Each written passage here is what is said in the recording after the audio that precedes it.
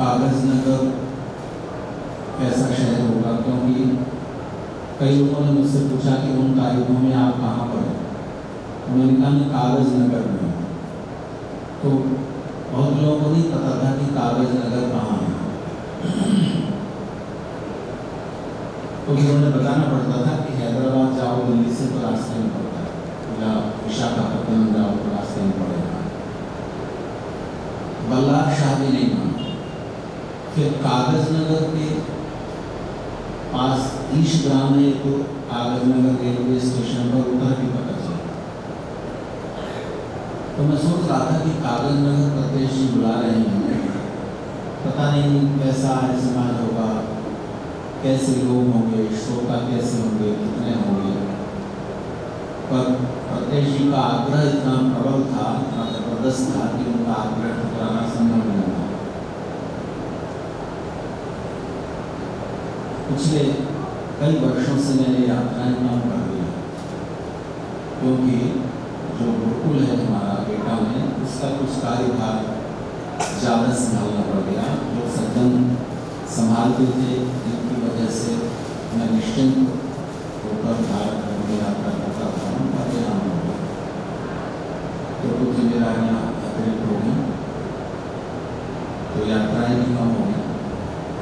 पर जब मैं कल सुबह देख रहा था, यहाँ पर आया तो मुझे लगा कि आना सफल हुआ।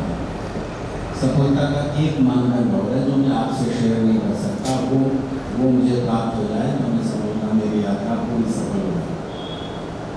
तो आज कुछ संख्या कम है, कारण कुछ हो सकता है।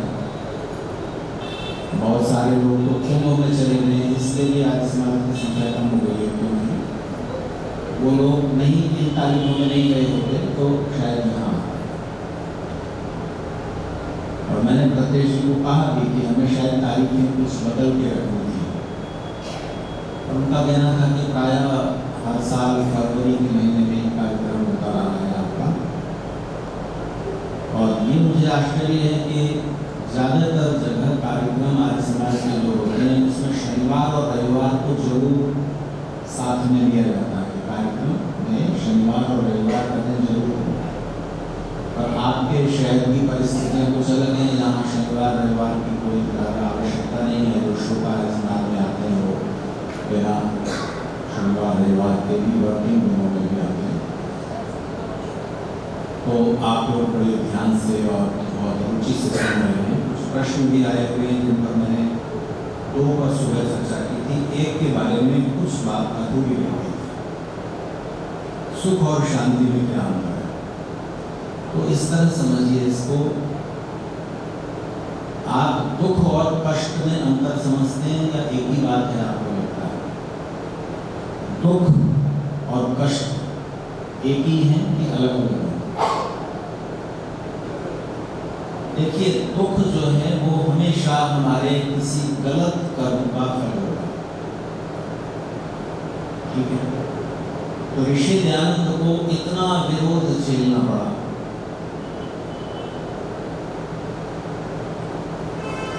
इतना अपमान भी किया गया, 18 बार जहर देकर उन्हें मारने की कोशिश की।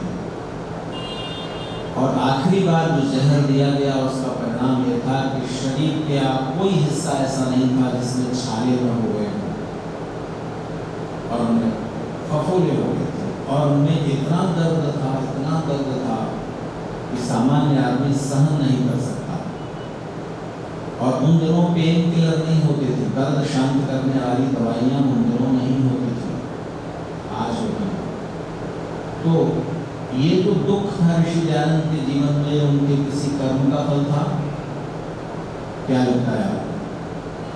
सरदार भगत सिंह, चंद्रशेखर आजाद, राजगुरु, सुखदेव, सुभाष चंद्र बोस, खुदीराम बोस, दास बिहारी बोस और दूसरे क्रांतिकारी जंगल जंगल भटकते थे। दो समय किसी दिन दोनों समय खाना मिल जाए ये नहीं होता था। पैदल चलते चलते पैरों में छाले हो जाते थे।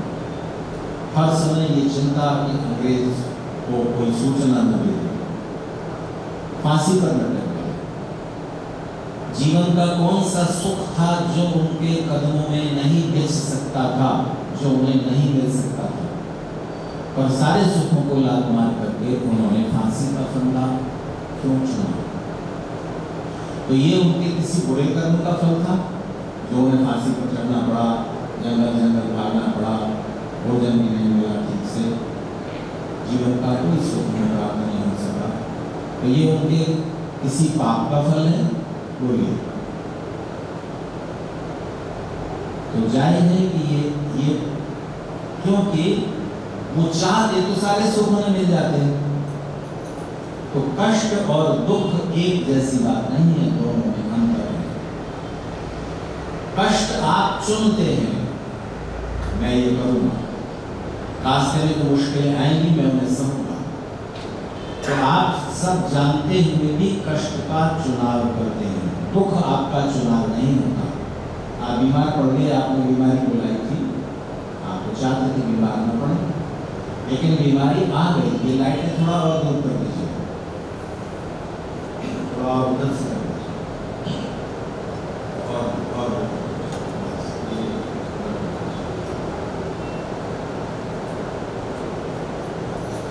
तो दुख और कष्ट में एक बड़ा अंतर ये है कि दुख जब आता है तो आप चुनते नहीं हो कि दुख आए, कष्ट आप चुनते हो। ये ध्यान करें। दूसरा अंतर यह है कि दुख जब समाप्त होता है तो बस राहत की एक सांस मिलती है कि चलो एक मुसीबत खत्म हुई। कष्ट जब समाप्त होता है तो आपको कुछ देकर जाता है, किसी उपलब्धि पर समाप्त होता है कष्ट। अच्छा बताओ, बच्चों को पढ़ने में कष्ट होता है कि नहीं होता है? खाना बनाने में कष्ट होता है कि नहीं होता है? घर की सफाई करने में कष्ट होता है कि नहीं होता है? कपड़े धोने में कष्ट होता है कि नहीं? घर को व्यवस्थित रखने में कष्ट होता है कि नहीं? यहाँ से वहाँ तक जाने में कष्ट होता है कि नहीं? धन कमाने में कष्ट होता है कि नहीं? इलेक्शन लड़ने में कष्ट होता है कि नहीं? ये कष्ट कहाँ समाप्त होता है? जैसे ही कष्ट पूरा होगा आपको कुछ हासिल होगा, कुछ उपलब्ध होगा। ठीक है, कपड़े धोने में कष्ट हुआ, कपड़े धुल गए। तो दुख और कष्ट में अंतर है। इसी तरह से सुख, शांति, प्रसन्नता, आनंद, ये चारों चीजें एक जैसी लगती हैं, ये नहीं, थोड़ा थोड़ा अंतर है। तो ध्यान दीजिए, दुख और प्रसन्नता एक साथ नहीं रह सकते। आप दुखी भी हो और प्रसन्न भी हो, ऐसा एक साथ नहीं होगा। आप गुस्सा भी करें और हंसे भी एक साथ नहीं होगा। तो दुख और प्रसन्नता एक साथ नहीं रह सकते।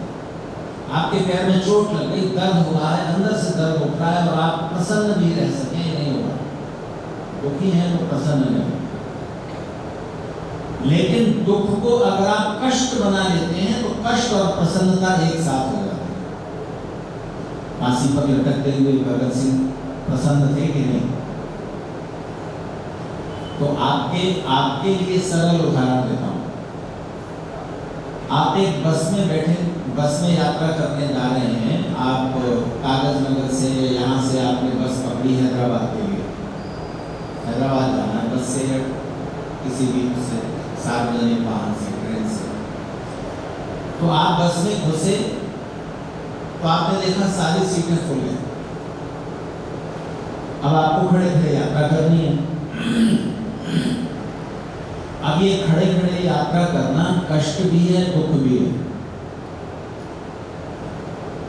एक दुख तो ये है कि सब बैठे हुए आप खड़े, एक ये है कि बैठ कर के आराम से यात्रा होती, खड़े खड़े थोड़ी देर में आपको अकड़ाने लगेंगे। आप इस पैर को रखेंगे, इसको उठाएंगे, इसको रखेंगे, इसको उठाएंगे, परेशान हो जाएंगे। तो आप प्रसन्न तो नहीं हैं। इस दुख के साथ यात्रा करते हुए आप प्रसन्न नहीं हैं। जैसे ही पैर का दुख कि अब दर्द हो रहा है, थक गए, ये आपका मन मान जाता है, जैसे अप्रसन्नता होती है। लेकिन आप बैठे हुए थे सीट पर, एक बूढ़ा कमजोर आदमी बस में चढ़ा, उसे सीट पर खड़ा हो, या एक महिला गोद में बच्चा है खड़ी हुई है, उसको सीट नहीं मिली, आप बैठे हुए हैं आराम से, आप सुख में हैं, आप आराम से बैठे यात्रा कर रहे हैं, आप देखते हैं कि वो बूढ़ा है, वो महिला गोद में बच्चा लिए हुए बेचारी किस तरह अपने को संभाल रही है। बस कभी इधर मुड़ती है तो उसको अपने को संभालने के लिए वो हैंडल पकड़े हुए है, फिर भी बड़ा जोर पड़ता है। तो थोड़ी देर तो आप देखते रहे, फिर आप उठ गए और आपने अपनी सीट उस बुजुर्ग इंसान को, लंगड़े आदमी को, विकलांग को या महिला को जिसकी गोद में बच्चा था, उसको आपने सीट दे दी। अब आप खड़े हुए, तो अब आप प्रसन्न हैं कि दुखी हैं? अपनी सीट आपने दे दी, अब आप अंदर प्रसन्न हैं। अब आपका ये दुख नहीं है, ये कष्ट है, ये कष्ट पुण्य में बदल गया। अपने लिए उठाया गया कष्ट सुख पर समाप्त होता है, कोई उपलब्धि पर समाप्त होता है। दूसरों के लिए उठाया गया कष्ट सुख पर समाप्त नहीं होगा, वो कष्ट ही रहेगा, लेकिन जब कष्ट समाप्त होगा तो आनंद और पुण्य पर समाप्त होगा। और उस कष्ट को जितनी देर आप उठाएंगे, प्रसन्नता के साथ उठाएंगे। तो ये कर्म का फल नहीं होता है। ऋषि दयानंद उपदेश करते हुए जो शास्त्रार्थ करना पड़ रहा है, वह विरोध सहना पड़ रहा है, अपमान सहना पड़ रहा है, जहर पीना पड़ रहा है, इसको झेलते हुए भी वो प्रसन्न है, ईश्वर का कार्य कर रहे हैं, वेद विचार कर रहे हैं, समाज का सुधार कर रहे हैं। तो कष्ट आते नहीं, उन कष्ट को उठाते हुए अंदर व्यक्ति प्रसन्न रहता है। और ये कष्ट पुण्य में बदल गया, ये किसी पिछले कर्म का फल नहीं है। तो अंतर समझ में आ गया। तो कष्ट उठाते हुए आदमी प्रसन्न रह सकता है, दुखी होते हुए प्रसन्न नहीं रह सकता। अभी एक ही परिस्थिति है, बस में आपको सीट नहीं मिली तो आप खड़े हुए, और आपने सीट स्वेच्छा से छोड़ दी, अब भी खड़े हुए। पर इन दोनों परिस्थितियां समान हैं, लेकिन मन में एक परिस्थिति में प्रसन्नता नहीं रहेगी, एक परिस्थिति में रहेगी। किसी दूसरे के लिए आपने सीट छोड़ी है तो अंदर आप प्रसन्न नहीं। आप कष्ट उठाते हुए शांत रह सकते हैं। थोड़े दिनों पहले आगरा से फिरोजाबाद एक शहर है आगरा के पास, तो एक कार जा रही थी, उस कार में 4 लोग बैठे हुए थे। एकदम से कार में आग लग गई और अचानक आग लग गई और सारे लोग उसमें जलकर मर गए, क्योंकि आग लगते ही उस कार के दरवाजे थे वो लॉक हो गए। आजकल कारों में ऐसा सिस्टम है कि दरवाजा लॉक हो जाता है, ऑटो लॉक होता है, और कार की लटों से जो कुछ भी उसमें तकनीक की चीज आई होगी तो उसको दरवाजे को खोलने का कोई अवसर नहीं था, और चारों लोग उसके अंदर जल गए। तो जलकर मरने में कुछ समय लगा होगा। तो आप बताइए कि अगर आप उस कार में हो, कल्पना कीजिए थोड़ी देर के लिए, आप उस कार में हो और चारों तरफ आग है, आप मन को शांत रख सकते हैं? अपवाद स्वरूप कोई योगाभ्यासी कर सकता है।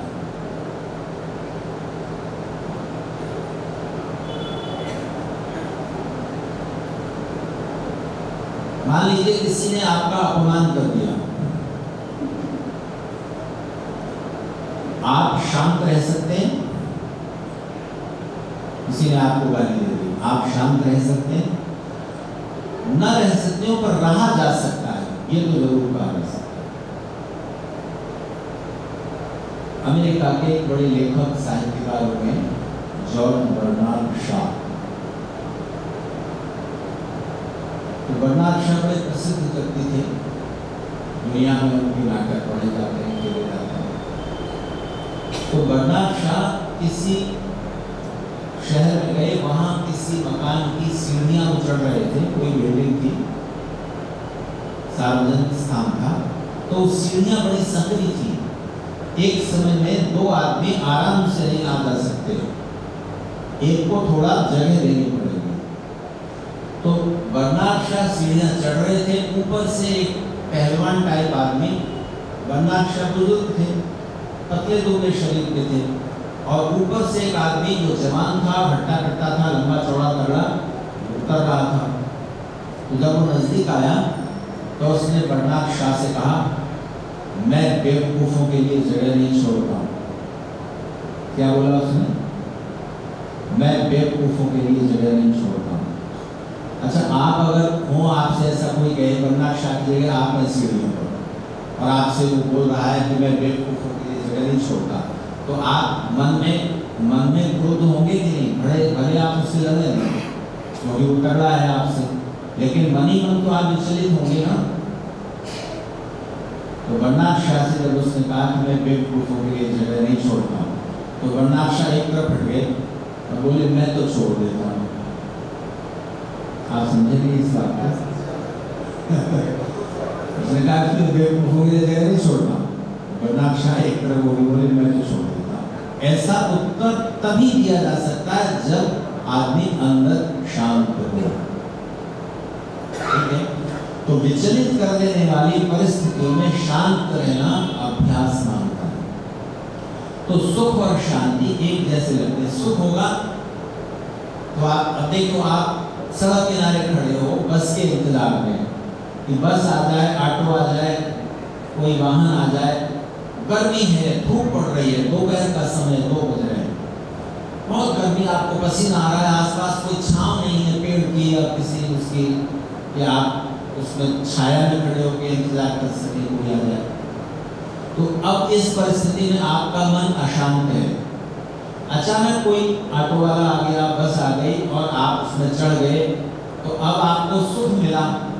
अभी धूप में दुखी थे, अब सुख मिला, तो सुख मिलते ही एक शांति मिलेगी कि नहीं? तो सुख और शांति साथ साथ हैं, पर जरूरी नहीं कि सुख होगा तभी शांति होगी। शांति सुख के बिना भी हो सकती है।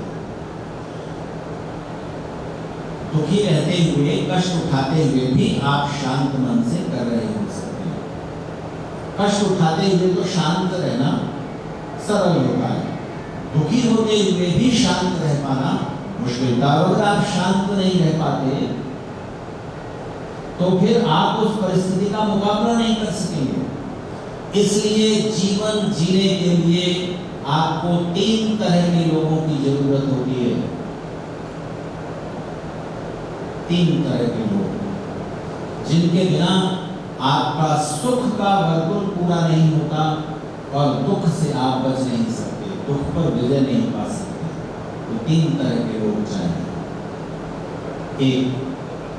एक वो जो आपके सुख में आपसे ज्यादा खुश होंगे, आपसे ज्यादा सुखी होंगे। कौन होते हैं? सुख आपको मिला, खुश वो हो रहे हैं और आपसे ज्यादा हो रहे हैं, वो होते हैं आपके माता पिता, दादा दादी, नाना नानी वगैरह, उसी स्तर के लोग। याद कीजिए, जब आपने 10वीं में अच्छे मार्क्स पाए, कौन खुश हुआ आपसे ज्यादा? आपके माता पिता, दादा दादी, मामा मामी, नाना नानी, मेरा बेटा। अभी देखो, आपका बच्चा कुछ अचीव करता है, कुछ उपलब्धि करता है, खेल में, पढ़ाई में, जीवन में उन्नति करता है, खुश कौन होता है उससे ज्यादा? आप। तो आपके बड़े से बड़े अचीवमेंट, आप धरती के सम्राट हो जाना, कितने भी बड़े कलाकार हो जाना, कितना भी कुछ भी उपलब्धि पा लेना, कोई एक नहीं है इस धरती पर ऐसा जो आपके सुख में आपसे ज्यादा खुश होता है। तो आपको अपने सारे सुख अधूरे लगेंगे, सारी उपलब्धियां बेकार लगेंगी। मान लीजिए आप ईश्वराम छोड़ के अमेरिका चले गए, ब्रिटेन चले गए, किसी दूसरे देश में चले गए, मॉरिशस, सूरीनाम, त्रिनिदाद, जहाँ भारतीयों की संख्या ज्यादा है, ऐसे देश में चले गए। वहाँ जाए, कुछ बिजनेस शुरू करें, आपके पास बहुत पैसा हो जाए, फिर आप पॉलिटिक्स में आ जाए और उस देश के अध्यक्ष बन जाए, राष्ट्राध्यक्ष बन जाए, राष्ट्रपति या प्रधानमंत्री हो जाए। पहली इच्छा कौन सी उठेगी मन में? जैसे ही आपको वो बड़ा पद मिलेगा, आप चाहेंगे कि ईस्ट ग्राम के लोगों को खबर मिल जाए सबको कि मैं यहाँ आकर मैं क्या से क्या हो गया, माता पिता दूसरे लोग जो आपको प्यार करते हैं, जो आप पर अभिमान महसूस कर सकते हैं। वो नहीं है तो आपको कहीं के राष्ट्रपति हो जाओ, सारी धरती के सम्राट हो जाओ, सब कुछ की काबिल सुना। तो पहले तो ये लोग चाहिए तो आपके सुख में आपसे ज्यादा सुखी हो। ध्यान दीजिए, जो आपके सुख में आपसे ज्यादा सुखी होते हैं वो आपके दुख में, बोलो, आपसे ज्यादा दुखी होंगे। बच्चे को चोट लग जाती है, दर्द किसको ज्यादा होता है? माँ को, पापा। उठा के कंधे पर कोई वाहन नहीं मिलेगा, दौड़ते हुए डॉक्टर के पास निकल। तो उनकी जरूरत है ना, ऐसे लोग भी तो चाहिए। कभी आपने सोचा कि माता पिता क्यों बेचैन होते हैं कि बेटा बड़ा हो रहा है, बेटी बड़ी हो गई है, उसकी शादी कर दो, क्यों परेशान होते हैं? तो माता पिता दादा दादी बोलते रहते हैं बेटा शादी कर लो, बेटी शादी कर ले। तो बच्चे कहते रहते नहीं अभी हमें और पढ़ना है, नहीं अभी नहीं, अभी हम जॉब करेंगे, अभी हम अनुभव लेंगे, अभी नहीं। तो माता पिता दादा दादी मामा मामी वगैरह को क्या पड़ी है, क्या खुजली है कि वो जोर देते रहते शादी कर शादी कर शादी।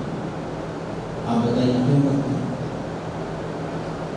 क्योंकि एक साइकोलॉजी है, एक मनोविज्ञान है, अंदर अंदर कोई कहता है, अंदर अंदर एक प्रभाव होती है कि कोई दिन तो होगा जब हम नहीं होंगे, कोई तो दिन आएगा जब हम नहीं होंगे।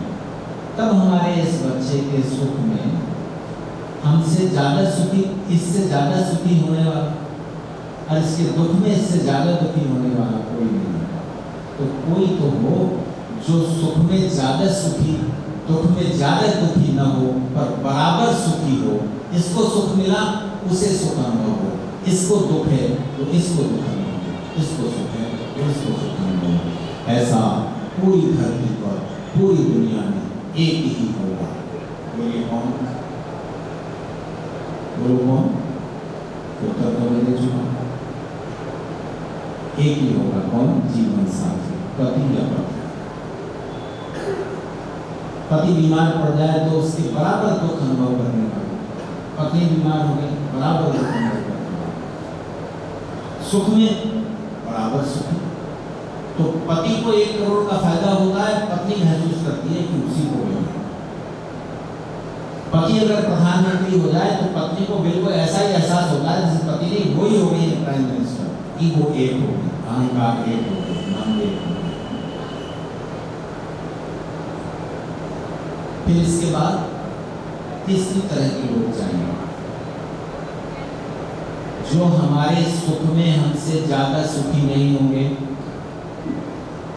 नेचुरली हमारे दुख में हमसे ज्यादा दुखी नहीं होंगे, हमारे सुख में हमारे बराबर सुख अनुभव नहीं करेंगे, हमारे दुख में हमारे बराबर दुख अनुभव नहीं करेंगे। सुख में सुखी होंगे पर हमसे कम, हमारे दुख में दुख अनुभव करेंगे पर हमसे कम। वो कौन होते हैं? हमारे भाई बहन, हमारे कजिन्स, चाचा ताऊ मामा वगैरह के भाई बहन, उनकी बेटी बेटियां, पत्नी के भाई बहन, पति के भाई बहन, उनके रिश्तेदार, हमारे रिश्तेदार और दोस्त, मित्र, पड़ोसी, सच्चे पड़ोसी जो मित्र बनते हैं। अच्छा, 2 भाइयों में एक आईएएस हो गया तो आईएएस बनने का जो पद पाने का सुख है वो दूसरे भाई का बराबर है जैसा इस भाई का? बराबर तो नहीं होगा। खुश तो होगा कि मेरा भाई आईएएस हो गया, लेकिन अगर खुद आईएएस हो जाता तो जितना सुख होता उतना तो नहीं होगा ना, थोड़ा कम होगा, क्योंकि उनकी ईगो अलग है। पति पत्नी की ईगो एक हो गई तो पति को 1 करोड़ मिलते हैं तो पत्नी को लगता है मुझे ही मिले। पति प्राइम मिनिस्टर बन जाता है, पत्नी को लगता है वो ही हो गए। पत्नी की कुछ उपलब्धि है तो पति को गौरव अनुभव होता है। दोनों के अहंकार एक हो गए, दोनों के मन एक हो गए। भाइयों का तो ऐसा नहीं होता, कजिन्स का नहीं होता, दोस्तों का नहीं होता, खुश होते हैं पर थोड़ा कम। इसी तरह नेचुरली दुख में दुखी होते हैं पर थोड़ा कम। तो ये भी जरूरी है। क्यों? इसलिए जरूरी है, उदाहरण से समझिए। मान लीजिए एक परिवार में कोई इंसान चक्कर खा के गिर गया, अचानक चक्कर आए, गिर गया, बेहोश। अब पता नहीं ब्रेन हेमरेज हुआ है, स्ट्रोक आया है कि हार्ट अटैक हुआ है कि हिस्टीरिया का फिट है या गर्मी से चक्कर आ गया है, क्या है ये घर के लोग तो नहीं जान सकते ना। लेकिन जो इसके सुख में जो चक्कर खाते गिरा है, इससे ज्यादा सुख अनुभव करते हैं नेचुरली, तो ज्यादा दुखी भी होंगे। तो इसके दुख में ज्यादा दुखी हो गए जो वो घबरा जाएंगे कि नहीं।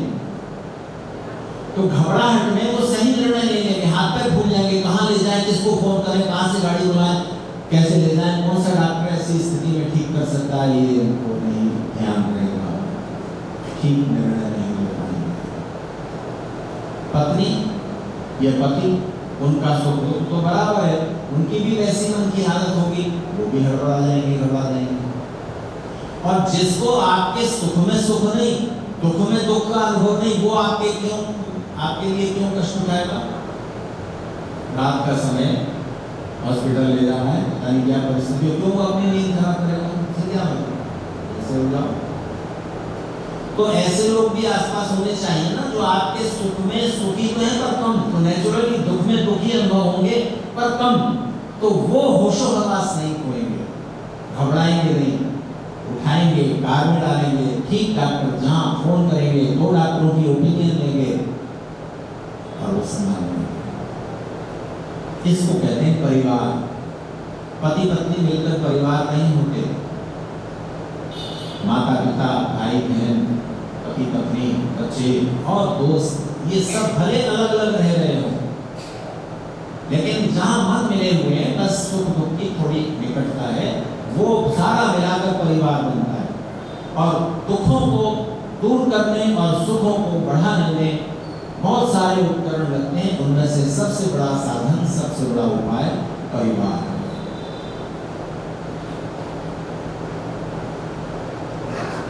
तो जो आपके सुख में आपसे ज्यादा सुखी होते हैं, आपके दुख में आपसे ज्यादा दुखी हो जाते हैं, वो ऐसी परिस्थिति में शांत नहीं रह सकते, नहीं रह पाएंगे ना, घबरा जाएंगे। और जो बराबर सुखी दुखी है वो भी शांत नहीं रह पाएगा। तो जो शांत रह सके और कष्ट भी उठा सके, मेहनत कर सके आपके लिए, ऐसे लोग चाहिए। तो जब आप यज्ञ करते हैं तो सबसे पहले कौन सी विधि होती है?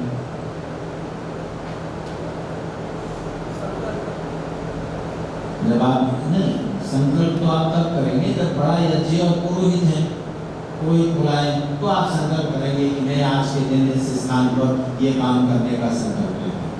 आप दैनिक यज्ञ कर रहे हो, तो संकल्प की जरूरत नहीं है। आचमन करते हैं, ठीक है। प्रार्थना मंत्र पहले बोल लो और यज्ञ शुरू करो तो आचमन करो, या प्रार्थना मंत्र बोलने से भी पहले आचमन करो, कोई फर्क नहीं है। तो जब आप आचमन करते हो तो क्यों करते हो? 3 बार हाथ में जल लेकर आपने पिया, अरे प्यास लगी तो गिलास में पियो ना, हाथ में पानी लेकर क्यों पी रहे हो? मंत्र बोलते हो। संदेश, जल के गुणों को हाथ में लेकर आप अनुभव करते हैं। जल के क्या गुण हैं? शीतलता, निर्मलता, शांति। जल शांति देता है, शीतलता देता है, निर्मलता देता है। तो आपने उस जल की शीतलता को अनुभव करते हुए, महसूस करते हुए हाथ में जल लिया है, आचमन करते हुए, मंत्र बोलते हुए आपने उस जल को आचमन किया। तो मुख्य बात क्या है? उन मंत्रों का अर्थ भी छोड़ दीजिए। अमृतो बस्तनमस्य अमृताभिधानस्य सत्यम शाश्वतम श्री शरणम, और भी गहरी बात है, लेकिन सरल बात इतनी है, आप एक काम शुरू कर रहे हैं, कोई भी छोटा है बड़ा, तो यज्ञ प्रारंभ करते हुए आचमन करने के साथ आपके मन में ये प्रार्थना होनी चाहिए कि हे परमेश्वर, मैं आपकी कृपा से इस यज्ञ को और जीवन के सब कामों को निर्मल, शांत, संतुलित मन से पूरा कर सकूं, ऐसी कृपा कीजिए। प्रार्थना हो गई, संकल्प भी है कि मैं अपने सब कामों को जो आज मैं करूंगा निर्मल, शांत, संतुलित मन से करूंगा, क्योंकि सफलता पानी है तो आपको हर काम निर्मल, शांत, संतुलित मन से करना पड़ेगा। मन में अगर मलिनता आ गई तो आप कोई भी छोटा बड़ा काम अच्छी तरह नहीं कर पाएंगे। उद्देश्य पवित्र रहना चाहिए। मान लीजिए भगत सिंह को देश की आजादी के लिए लड़ना है, चंद्रशेखर आजाद को, तो उद्देश्य क्या है उनकी लड़ाई का? देश को स्वतंत्र करना। और मन में उनके ये इच्छा है, अंदर अंदर उनका छिपा हुआ एजेंडा ये है कि मैं फेमस हो जाऊं, मेरा नाम हो जाए, दुनिया मेरे को जाने माने पहचाने, मुझ पर फिल्में बने, मेरी जय जयकार हो। इस भावना से वो उन्होंने लड़ाई लड़ी है अंग्रेजों से। तो उस सारे त्याग बलिदान की कीमत दो कौड़ी हो गई कि नहीं? फिर ये पुण्य नहीं रहा। तो अंदर मलिनता नहीं होनी चाहिए। दो बिजनेस पार्टनर, 3 बिजनेस पार्टनर्स मिलकर कोई काम शुरू कर रहे हैं या कोई भी बड़ा काम हो रहा है, आज समाज का उत्सव हो रहा है, तो 5, 10, 15 लोगों की टीम मिलकर काम करेगी तभी तो होगा ना। अगर निर्मलता नहीं रही मन में, पवित्र उद्देश्य की ज्यादा से ज्यादा लोग आए और विचार सुने, ये उद्देश्य भूलकर ये हो जाएगा कि हमारी प्रसिद्धियों, हम पदाधिकारी हैं, तो ये मलिनता आ गई मन में, तो वो उद्देश्य छोटा हो जाएगा जिसके लिए आप ये कर रहे हैं। तो उद्देश्य में पवित्र रखें। एक बिजनेस पार्टनर के मन में बेईमानी आ गई, वो बिजनेस आगे नहीं जाएगा। साझे की हांडी के बीच चौराहे पे टूटे, तो निर्मलता, उद्देश्य की और कार्यशैली की पवित्रता रखें। मन अगर अशांत रहेगा, बेचैन रहेगा, कैसे होगा, क्या होगा, अरे करो ना, सब धीरे धीरे कठिनाइयां दूर होती जाएगी, रास्ता मिलता रहता है। लेकिन आप हड़बड़ी में, घबराहट में करेंगे तो आप किचन से आपको चाय लेकर आनी है, ट्रे में चाय के 6 कप लेकर के आने हैं, पानी के गिलास भरे हुए ट्रे में लेकर के आने, अतिथि बैठे हुए हैं ड्राइंग रूम में, उनके लिए आप पानी के गिलास से 6 चाय के कप लेकर के आ रहे हैं और मन शांत नहीं है, तो हड़बड़ाहट में आप कहीं भी उलझ के गिर जाएंगे, हाथ हिल जाएगा, चाय मेहमानों के कपड़ों पर गिर जाएगा।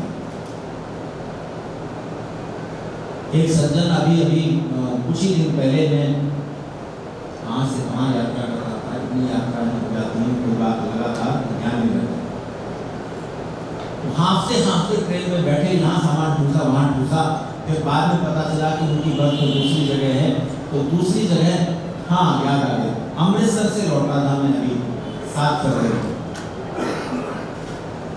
हमारे गुरुकुल के जो प्रधान रहे, उनके पौत्र का विवाह, उनका आग्रह कि आपको जरूर आना।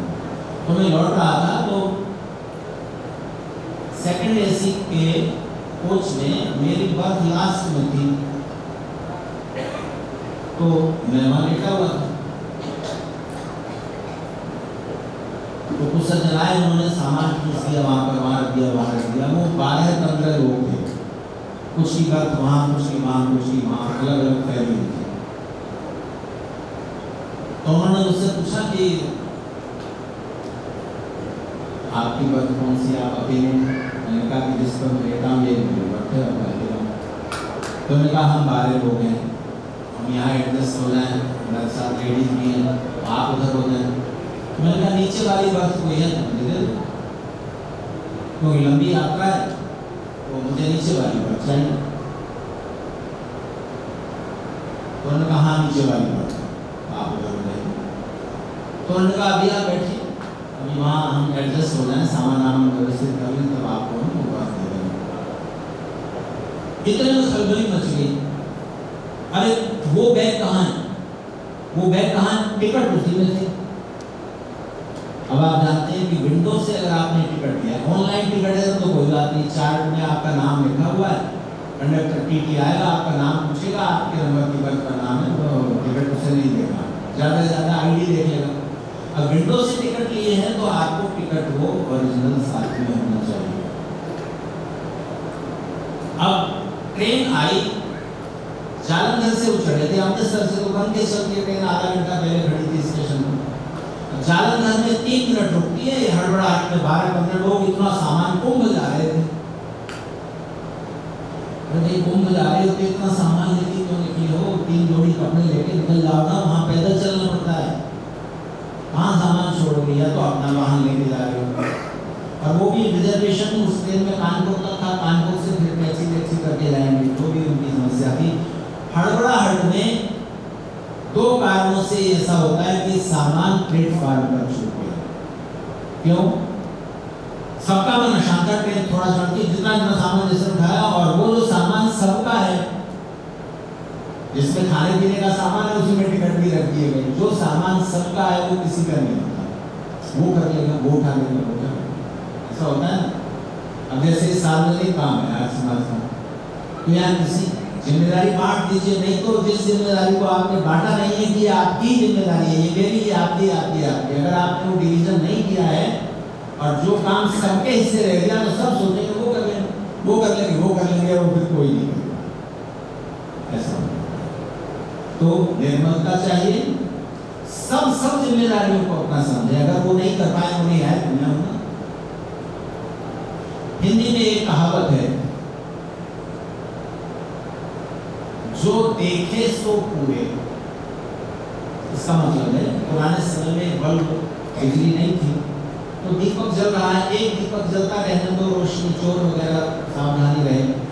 तो अब दीपक जल रहा है, उसकी लौ धीमी हो रही है, क्योंकि उसकी बत्ती जलते जलते छोटी रह गई है, अब बुझ जाएगा। और या उसमें तेल कम हो गया तो तेल डाल दो। ये जिम्मेदारी किसकी है? घर में 8 सदस्य हैं, जिम्मेदारी किसकी है? गोली किसकी है?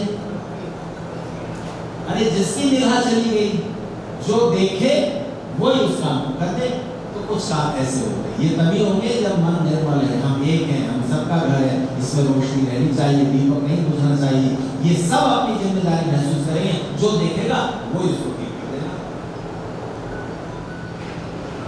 तो निर्मल मन चाहिए, शांत मन चाहिए, संतुलित मन चाहिए। इसको कहते हैं शांति और क्रांति को एक साथ रखना।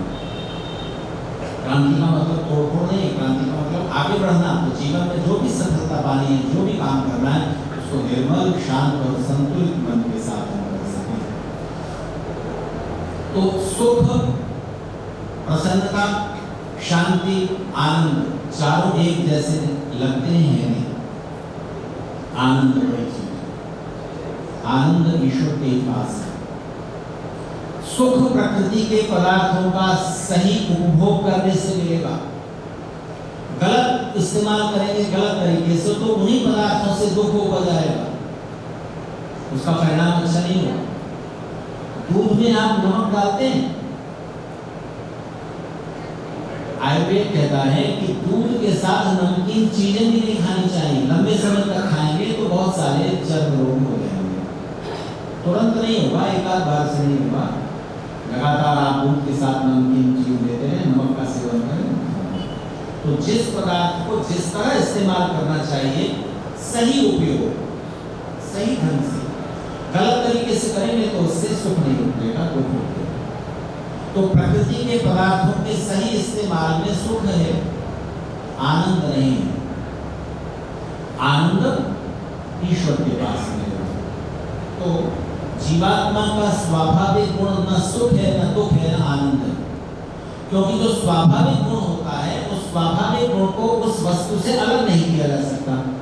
जैसे अग्नि का स्वाभाविक गुण क्या है? आग का गर्मी, रोशनी, ऊर्जा। इनके बिना आप अग्नि की कल्पना कर सकते हो? इन 3 में से कोई गुण तो अग्नि में मिलना चाहिए। तो ये अग्नि का स्वाभाविक गुण। पानी का स्वाभाविक गुण क्या है? निर्मलता, फ्लो, बहना, लिक्विडिटी, तरलता, ये पानी के गुण। पानी को भाप बना दीजिए, अब उसमें तरलता नहीं, अब उसे आप पानी नहीं कहेंगे, भाप कहेंगे। रूप बदल गया, नाम भी बदल गया, उपयोग भी बदल गया। भाप से प्यास नहीं बुझा सकते। तो पानी को आग पर रख दीजिए, पानी गर्म हो गया, उबलने लग गया। ये गर्मी जो आई है, ये पानी का स्वाभाविक गुण है। ये पानी में गर्मी का गुण अग्नि के संपर्क से आया है, ये उसका नैमित्तिक गुण है, स्वाभाविक नहीं है।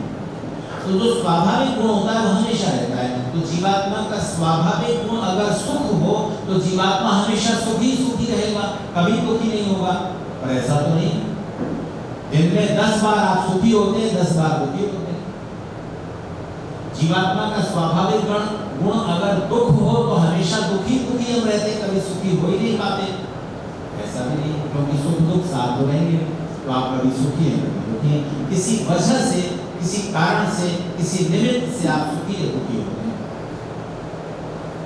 अगर आनंद स्वाभाविक गुण होता जीवात्मा का तो हमेशा आनंदित होते, पर स्वाभाविक गुण आनंद भी नहीं है। तो जब आप प्रकृति के पदार्थों का सही इस्तेमाल करते हैं तो सुखी हो जाते हैं, गलत इस्तेमाल करते हैं तो दुखी हो जाते हैं। आनंद प्रकृति के पदार्थों के उपयोग से मिलता ही नहीं, सुख मिलता है। तो आनंद ईश्वर का गुण है। जितना आप ईश्वर के निकट होंगे, ईश्वर की प्रार्थना उपासना के द्वारा, तो ईश्वर की निकटता से, ईश्वर की निकटता के प्रभाव से आपके अंदर भी आनंद का प्रवेश होगा। आनंद वो स्थिति है जिसमें सुख दुख दोनों हट जाते हैं, आनंद की अवस्था रहती है। 24 घंटे में 1-2 बार कुछ मिनट के लिए आप उस आनंद को महसूस करते हैं। बिना पुरुषार्थ के सुख पाने के लिए मेहनत करनी होगी, दुख से बचने के लिए भी प्रयास करना होगा, आनंद पाने में भी परिश्रम लगेगा, साधना लगेगी। ईश्वर की कृपा से आपको 24 घंटे में 2-3 बार कुछ मिनट के लिए उस आनंद का अनुभव होता है, बिना आपके प्रयास के, बिना आपकी कोशिश के। जब आप न सुखी होते हैं न दुखी होते हैं, आनंद का अनुभव करते हैं। कब? जब आप सपनों से रहित नींद में होते हैं। वो नींद जिसमें मन ने सपने देखना भी बंद कर दिया, मन बिल्कुल रुक गया, तब आपका अटैचमेंट, आपकी निकटता अनायास, बिना आपकी कोशिश के ईश्वर से हो जाती है और आप ईश्वर की निकटता से उस आनंद का हल्का सा अनुभव, एक झलक पाते हैं। इसीलिए दुनिया में आदमी अशांत क्यों है, और उस अशांति से, बेचैनी से छुटकारा पाने के लिए लोग क्या तरीका अपनाते हैं? शराब पियो, दो पैके नशा, 2 पैक में नहीं होता, 3 में होता। अब इन नशीली चीजों का ये दुर्गुण है कि एक पॉइंट आता है जब कितनी भी शराब पी लो वो नशा नहीं हो रहा जो आप चाहते हैं। फिर आप नशीली दवाई लेंगे, LSD लेंगे, हेरोइन लेंगे, अफीम लेंगे, बहुत तरह के नशे। तो नशीली दवाइयों से शरीर पर और दिमाग पर, दोनों पर बुरा असर पड़ता है। इसलिए दुनिया भर की सरकारें नशीली दवाइयों का विरोध करती हैं, लेकिन बहुत सी सरकारें नशीली दवाओं के व्यापार को प्रमोट करती हैं, उससे पैसा मिलता है। जैसे पाकिस्तान, अफगानिस्तान। आपके मणिपुर में समस्या क्या है? बहुत बड़ा एरिया, जो कुकी लोग हैं, जो म्यांमार बर्मा से आकर वहाँ बस गए, वो क्रिश्चियन है, उनका मुख्य बिजनेस है और मणिपुर का 90% हिस्सा उनके कब्जे में जमीन का, उस पर वो अफीम की खेती करते हैं। उसका बिजनेस इस देश से उस देश, उस देश से देश होता है, लड़ाई लड़ते हैं, उनके पास विदेशी हथियार हैं, तो वो लड़ाई चल रही, पता नहीं किसकी वजह। लेकिन कहना मैं चाह रहा हूँ, दुनिया भर की सरकारें नशीली दवाओं का विरोध करती, फिर भी नशीली दवाओं का व्यापार नहीं रुकता। दुनिया भर में नशे की इतनी ललक क्यों है? अगर धार्मिक दृष्टि से देखें तो कुछ थोड़े से लोग ही नशे से अपने धार्मिक कारणों से बचते हैं। आप यूरोप के देशों में जाइए, उन तथाकथित विकसित देशों में जाइए, बचपन से ही नशे की, बच्चों को 18 साल के हुए और शराब पीना शुरू, माता पिता को उनके सामने पीते। हल्के नशे वाली तो अब भारत में भी स्त्रियों के लिए कम नशे वाली शैंपेन और ऐसी चीज आने लगी। तो ये नशे की ओर झुकाव क्यों है? और बड़ी विचित्र बात है कि आदमी ऐसे नशे नहीं तो दूसरी तरह के नशे पाल लेता है। उन नशों में से कोई किसी एक का शिकार ज्यादातर प्रतिभाशाली लोग होते हैं, बुद्धिमान, समझदार।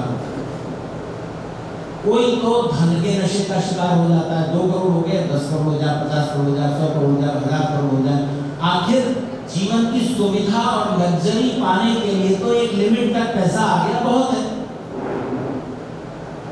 10 करोड़ के बैंक ब्याज में आप जीवन की सारी लग्जरी जीवन भर उठा सकते हो और पैसा फिर भी सुरक्षित रहेगा। और अधिक क्यों चाहिए? नशा, काउंटिंग का नशा, इतने हो गए। कुछ लोगों को ज्ञान का नशा हो जाता है, ये भी पढ़ लूं, ये भी जानूं, सबसे बड़ा विद्वान कहलाऊं, ये भी नशा है। अहंकार तृप्त होता है इससे और कुछ नहीं। असली सुख तो एक सीमा तक धन हो गया, जान लिया, लेकिन फिर अहंकार तृप्त होता रहता है। मिनिस्टर हो जाऊं, चीफ मिनिस्टर हो जाऊं, प्राइम मिनिस्टर, किस लिए भाई? अगर इससे आप दूसरों को सुख पहुंचाने का कुछ कर रहे हो काम, तब तो ये पुण्य बदलेगा, नहीं तो इससे तो नशा है। तो किसी नशे का शिकार होता है आदमी। क्यों? और इतनी मेहनत करता है, इतने छलछंद करता है, क्यों? क्योंकि तलाश है आनंद की, तलाश आनंद की है, ढूंढ रहे हैं गलत जगह। शायद बहुत धनवान हो जाएंगे तो आनंद मिलेगा, शायद बहुत ज्ञान, बहुत प्रसिद्ध हो जाएंगे, शायद बहुत ऊंचे पद पर आ जाएंगे तो सुख मिलेगा। एक बूढ़ी ग्रामीण महिला का कान का झुमका कान से टूटकर गिर गया। जब उसका ध्यान गया अरे कान में तो आभूषण नहीं, तो उसे याद आया कहाँ पर मेरे कान में कुछ चुभा था, कुछ चोट सी लगी थी, कुछ गिरा था। तो उसे याद आया वहां पर गिरा था। तो वो लौट कर आई तो वहां ढूंढने लगी। अंधेरा हो गया था, शाम के 7-8 बज गए थे। तो ढूंढ रही थी, इधर उधर बेचारी मिल नहीं रहा था। तो किसी मुसाफिर ने वहां से गुजरते हुए पूछ लिया कि अम्मा क्या ढूंढ रही हो? तो उसका मेरे कान का वो गिर गया कुंडल झुमका, तो ढूंढ रही। तो उस मुसाफिर ने सलाह दी कि अंधेरा हो गया, रोशनी में ढूंढो, रोशनी में ढूंढो।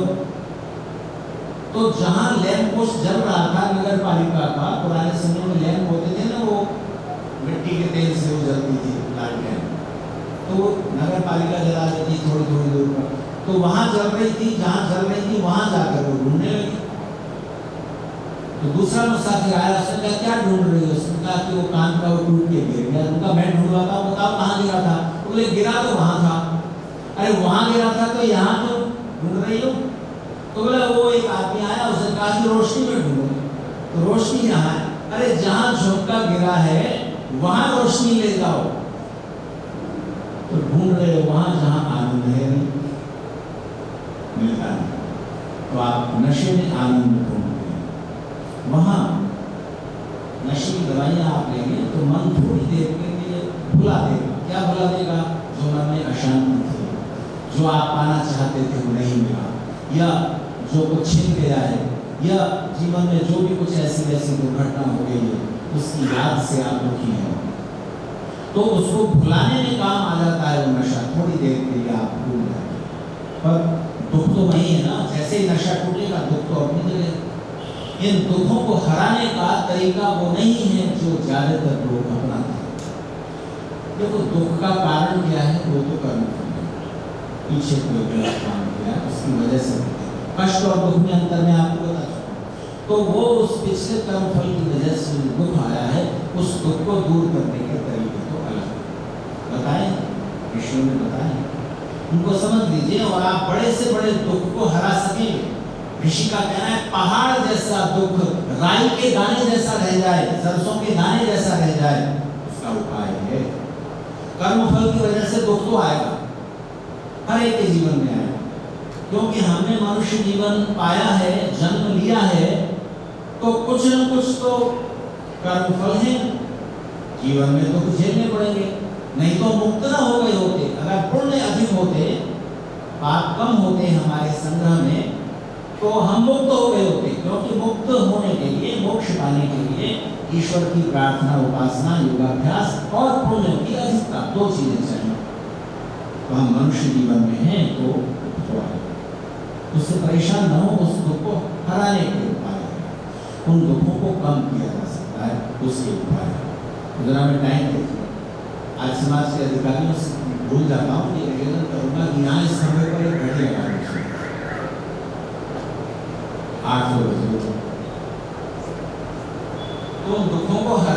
उपाय समझ लें और उनको जीवन में अपना तो कम हो जाएगा काफी हद तक।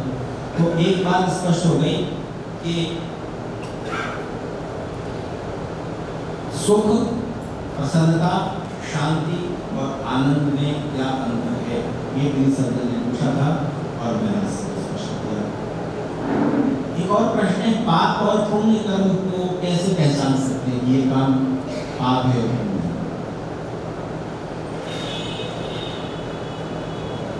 आसान है, थोड़ी सी उसकी पहचान। हाँ, ये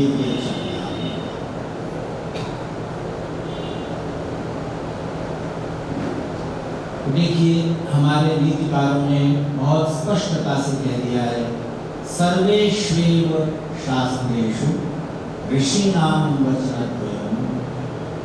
सब शास्त्रों में ऋषियों के दो मुख्य वचन हैं जिनको ध्यान में रखना है।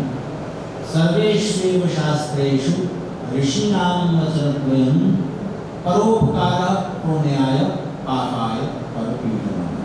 पापाय परपीडनम्, दूसरों को दुख पहुंचाने की कोशिश पाप में बदल जाती है और दूसरों को सुख पहुंचाने की कोशिश पुण्य में बदल जाता है। तो कोई आपका कर्म पुण्य है या पाप, ये कैसे निर्णय होगा?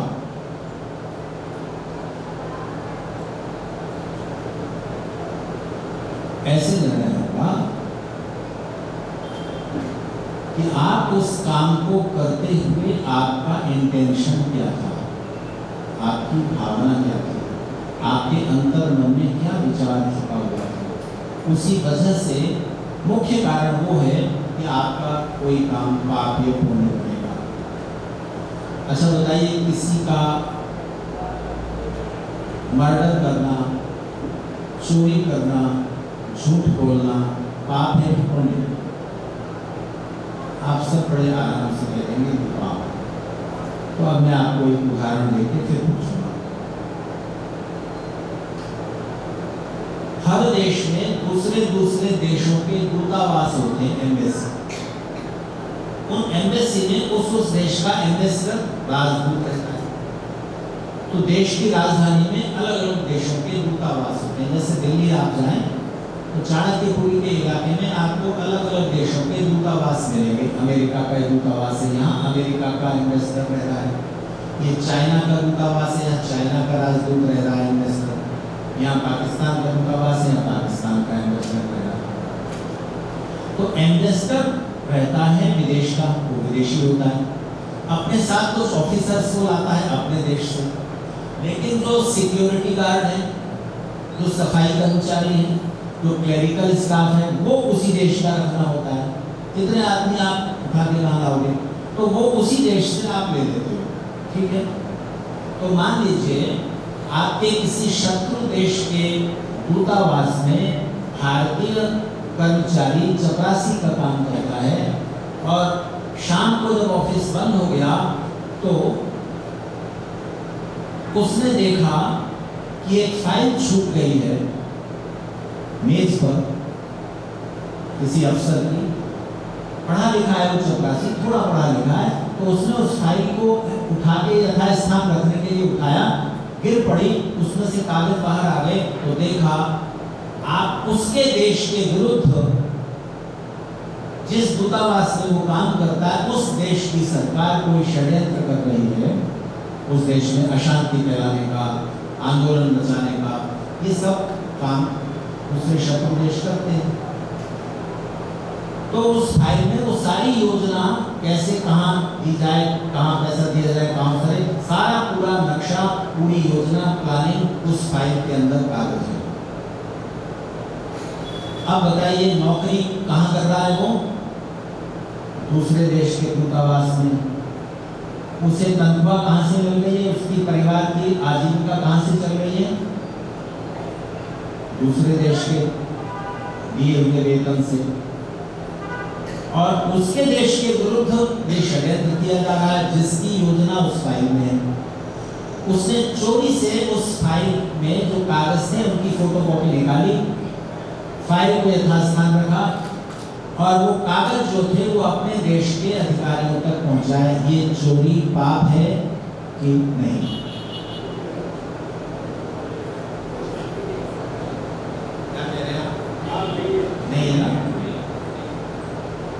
अगर उसके मन में ये बात आ गई कि ये फाइल में उस व्यक्ति तक पहुंचा दूं, विरोधी पार्टी का जो लीडर है, उसको इससे फायदा हो जाएगा, वो सरकार को कटघरे में खड़ा कर सकेगा, ये वो तुम्हें पता ही नहीं, तुम्हारी संस्थाएं जासूसी एजेंसियां क्या कर रही हैं, देखो ये हमारे पास कागज आए, और उसको मिल जाते हैं कुछ लाख रुपए इसके बदले में, कागज देने के बदले में, कि मुझे कुछ रुपए वहां से मिल जाएंगे एक्स्ट्रा अतिरिक्त, ये सोच करके उसने चोरी की। तब तो कोई भी कर्म पाप या पुण्य है, इसका मुख्य आधार जो अंदर मन में भावना छिपी हुई है उसके कारण।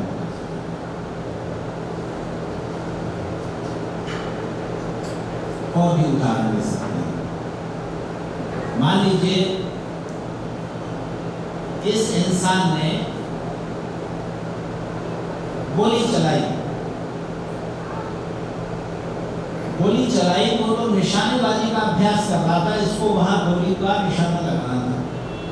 ये श्रीमान बीच में आ गए, इन्हें पता नहीं था कोई निशानेबाजी का अभ्यास कर रहा है। ये इस मैदान से गुजरे, गोली इन्हें लग गई और इनकी डेथ हो गई। अब इसका गोली चलाना पाप माना जाएगा? बोलिए। अब ये तो मार गया, क्योंकि इंटेंशन इसका मारना नहीं था, ये तो बीच में आ गए। इसके विपरीत इसने गोली चलाने के लिए गोली चलाई थी इनको मारने के लिए, लेकिन ये झुक गए। कल मैं आपको बता रहा था, झुक गए और गोली ऊपर से निकल गई। इन्हें कुछ नीचे दिखा, कुछ गिरा हुआ है, उसको उठाने के लिए झुक गए और इसकी गोली से ये बच गए। पर पाप तो हो गया ना। तो किसी को दुख पहुंचाने की कोशिश करते ही आप पाप के भागी हो जाते हैं। लोग बड़ा क्रेडिट देते हैं अंग्रेजों को, अंग्रेज ना आए होंगे तो हमारे देश में एजुकेशन नहीं फैलती, हमारे देश में रेलवे लाइन नहीं होती, हमारे देश में टेलीफोन नहीं होता, हमारे देश का विकास नहीं होता। अंग्रेज आए तो बड़ा पुण्य किया उन्होंने। बताइए अंग्रेजों को इसका पुण्य मिलेगा? जो उन्होंने अत्याचार किए, मैं उसका वर्णन करने लगूं तो आप 3 दिन तक सुनते रहे, रूह कांप जाएगी आपकी। वो जुल्म उठाए उन्होंने, मुसलमानों से कुछ कम नहीं किया उन्होंने इस देश के लोगों के साथ। दोनों विदेशी जो आक्रामक थे इस देश के साथ, जो भी बुरे से बुरा वो कर सकते थे उन्होंने किया। अच्छा, रेलवे लाइन बिछाई, टेलीफोन बिछाया, टेलीग्राफिक प्रणाली, तार होता था ना पुराने समय में, वायरलेस तार के द्वारा संदेश पहुंच जाता था, गड़गड़ की आवाज वहां टाइप हो जाता था। वहां वो आदमी समझता था गड़गड़, अलग तरह की ध्वनियों के संयोजन से वो वहां पर टाइप कर देता था। ये तार की व्यवस्था अक्सर पुराने लोग जानते हैं। फिर वायरलेस आया तो सब कार, बिजली, टेलीफोन, रेलवे, सड़क, स्कूल, ये अंग्रेजों ने बनाए। अखबार, प्रेस, ये सब अंग्रेजों ने। इससे देश के लोग जागरूक हुए, शिक्षा बढ़ी, आने जाने में सरलता हुई, ये बात मानते हैं। पर अंग्रेजों ने क्यों किया था? आपको सुखी करने के लिए, ये अपना शासन आसान बनाने के लिए। अंतर्मन में क्या था? तो मैं आपको एक कथा सुनाता हूँ पंचतंत्र। एक नेत्रहीन आदमी, अंधे आदमी ने विवाह करना चाहा तो एक स्त्री ने उसके साथ विवाह कर लिया। क्यों कर लिया? क्योंकि अंधे आदमी के पास संपत्ति थी, तो उसने सोचा अंधा है तो क्या हुआ, संपत्ति तो रहेगी। तो ये गरीब घर की थी और इसने उस धनवान अंधे आदमी से विवाह कर लिया। लेकिन पड़ोस में रहने वाले एक दूसरे स्वस्थ सबल सुंदर युवक से उसका परिचय हुआ, मित्रता हुई और उसके वहां प्रेम संबंध बन गए।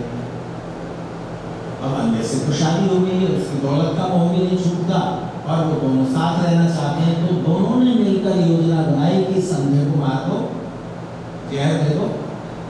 पुराना समय, कोई कोर्ट कचहरी इस तरह पुलिस और CID वगैरह सब कुछ था नहीं, मार देना आसान है, मार दो, दौलत अपनी हो जाएगी, इसका पैसा भी मिल जाएगा और शान से हम लोग रहेंगे साथ साथ।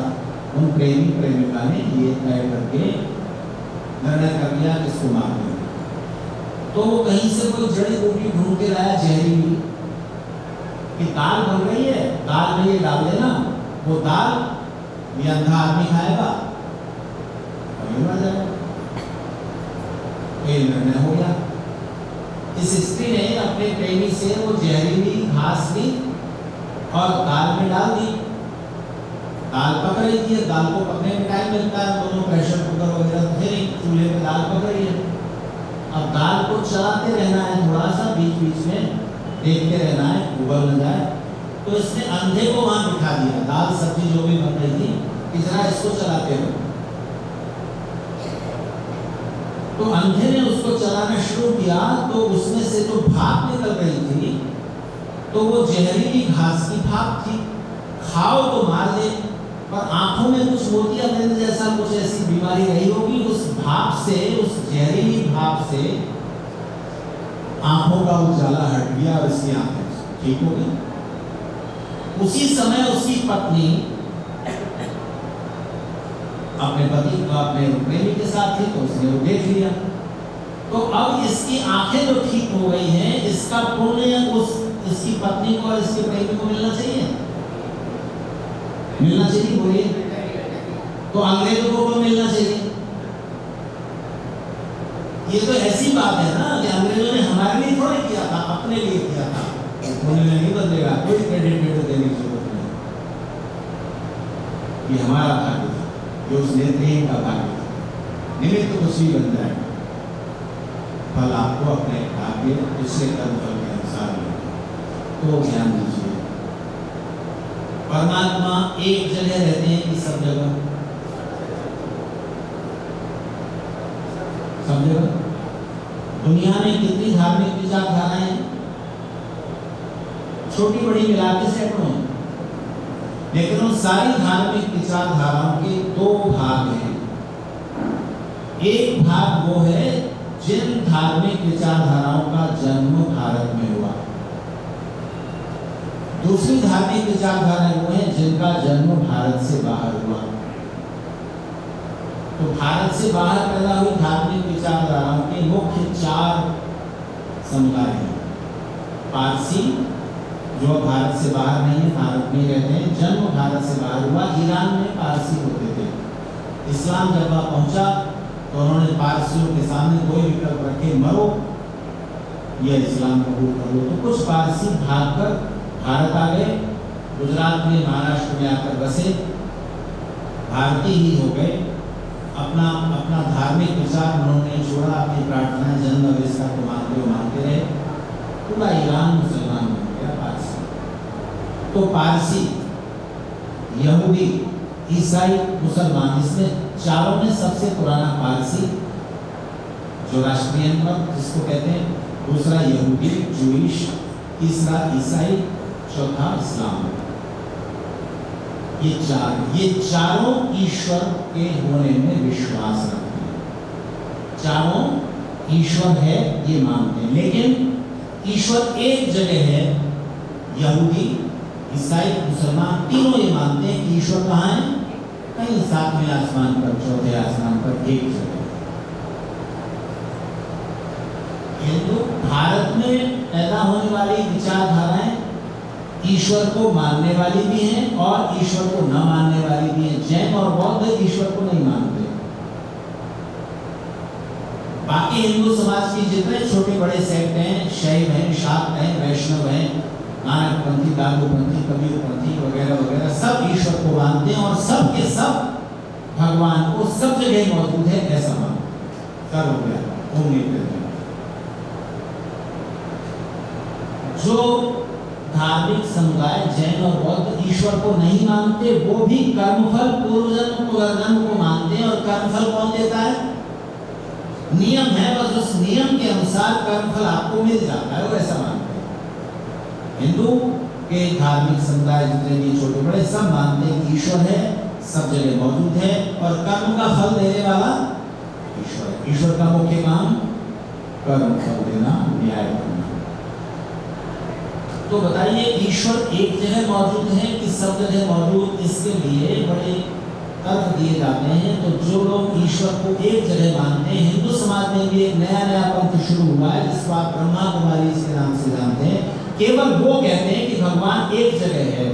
सब जगह अगर होगा, जो लोग भगवान को एक जगह मानते हैं, ईसाई, मुसलमान, ब्रह्मा कुमारी, वो ये लॉजिक देते हैं कि भगवान अगर सब जगह होंगे तो लैट्रिन में भी होंगे, टट्टी में होंगे, गोबर में होंगे, कीचड़ में, गंदगी में, गंदी चीजों में भी होंगे, तो ये तो ठीक है। तो भगवान एक जगह है, जैसे सूरज एक जगह है, रोशनी उसकी सब जगह जाती है। इसी तरह से भगवान एक जगह है और एक जगह बैठे बैठे वो सारी व्यवस्था करते हैं। तो आपको ऊपर से देखने से बात ठीक लगती होगी, पर भगवान सब जगह मौजूद होना जरूरी है भगवान को। ये मैं आपको आधी बात आज कहूंगा, तो सरल हो जाएगा, थोड़ी बची हुई कल कहूंगा। भगवान को सब जगह मौजूद होना जरूरी है। क्यों? ये बात मैं स्पष्ट करूं, इससे पहले इसका उत्तर दे दूं कि भगवान अगर सब जगह मौजूद है ऐसा मानोगे तो टट्टी में, लैट्रिन में, गंदगी में, गटर में भगवान होंगे, तो ये तो गलत बात है, ये लोग मानने को मन नहीं चाहते। तो कोई बच्चा ही ये सोचेगा कि हाँ गंदी जगह में भगवान नहीं, और बच्चों जैसी बुद्धि वाले लोग ऐसा सोचेंगे। अच्छा एक बात बताइए, बिजली का तार जिसके अंदर होकर करंट बिजली का दौड़ता है, उसके ऊपर प्लास्टिक या रबर नहीं चढ़ी हुई है, ऐसा नंगा तार बिजली का जिसमें करंट है, उसको गटर में डालिए, बिजली गंदी हो जाएगी? बोलिए, बिजली गंदी हो जाएगी क्या? नहीं होगी ना, क्योंकि वो तो ऊर्जा है, वो गंदी कैसे हो जाएगी? तो आप गंदा किसको मानते हैं? गंदा किसको मानते हैं? एक है मानना नकली, एक है असली। अच्छा बताइए, कोई ऐसी दवा जिसमें लैट्रिन जैसी बदबू आ रही है, पर है वो मेडिसिन, आपकी बीमारी ठीक कर देगी, आप खाओगे कि नहीं, या आपको खानी चाहिए कि नहीं? तो एक तो गंदा मानना होता है दुर्गंध की वजह से, बदबू की वजह से। एक होता है भले खुशबू आ रही है लेकिन उसमें बैक्टीरिया है, वायरस है, बीमारी हो जाएगी, तो आप उसको पवित्र मानेंगे? नहीं ना। पानी में खुशबू है, कुछ सेंट डाला हुआ है, लेकिन उसमें बैक्टीरिया है, तो उस पानी को पीना चाहिए खुशबू की वजह से? नहीं ना। तो पवित्रता, असली पवित्रता है जहां पर ऐसी चीजें नहीं है जो आपके शरीर को बीमार करती हैं। दुर्गंध से भी बचना चाहिए, क्योंकि दुर्गंध में भी कुछ हानिकारक रोगाणु रहते हैं, रह सकते हैं। जैसे कोई डेड बॉडी कहीं सड़ रही है तो उससे जो दुर्गंध आ रही है, उस दुर्गंध के साथ वायरस, बैक्टीरिया हो सकते हैं जो सड़ने से उत्पन्न हुए, तो दुर्गंध को समाप्त कीजिए, उससे दूर चले जाइए। लेकिन सवाल यह है कि परमेश्वर या कोई भी शक्ति, कोई भी ऊर्जा इन गंदी चीजों के स्पर्श से गंदे नहीं होते। जैसे बिजली का उदाहरण मैंने आपको दिया। तो मैं आपसे एक बात पूछता हूं कि आपने भोजन किया, रसगुल्ला खाया, गेहूं की रोटी खाई, लौकी की सब्जी खाई, दही खाई, दूध पिया, सब अच्छी अच्छी चीजें खाई। जब ये खा रहे थे तो ये गंदी थी?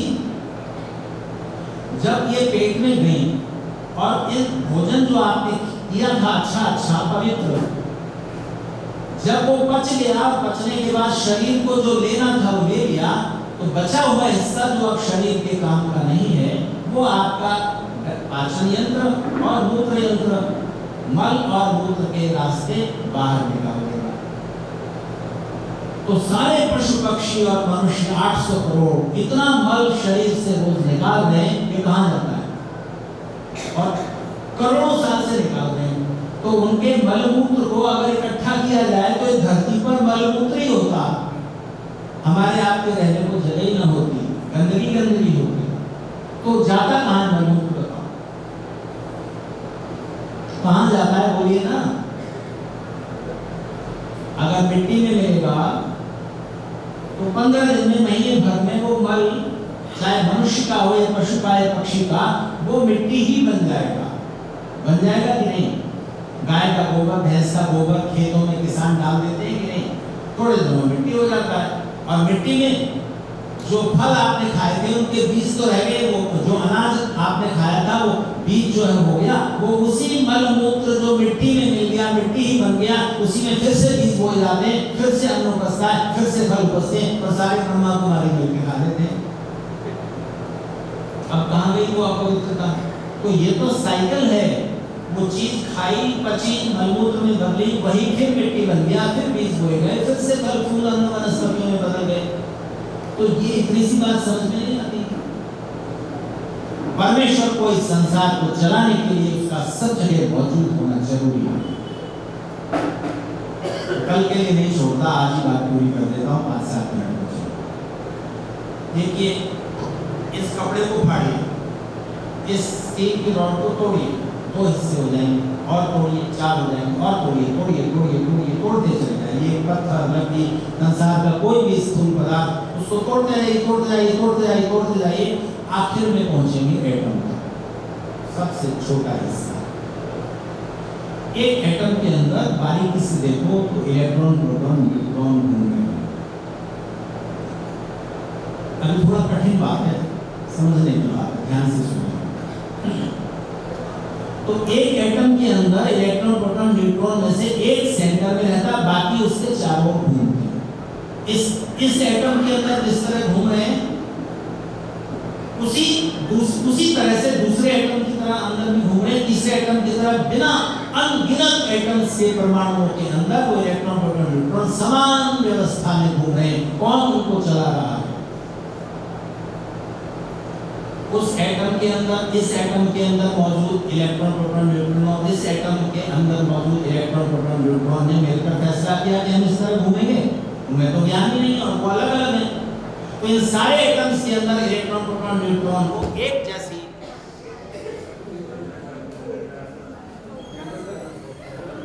चिंता मत कीजिए, जनरेटर है।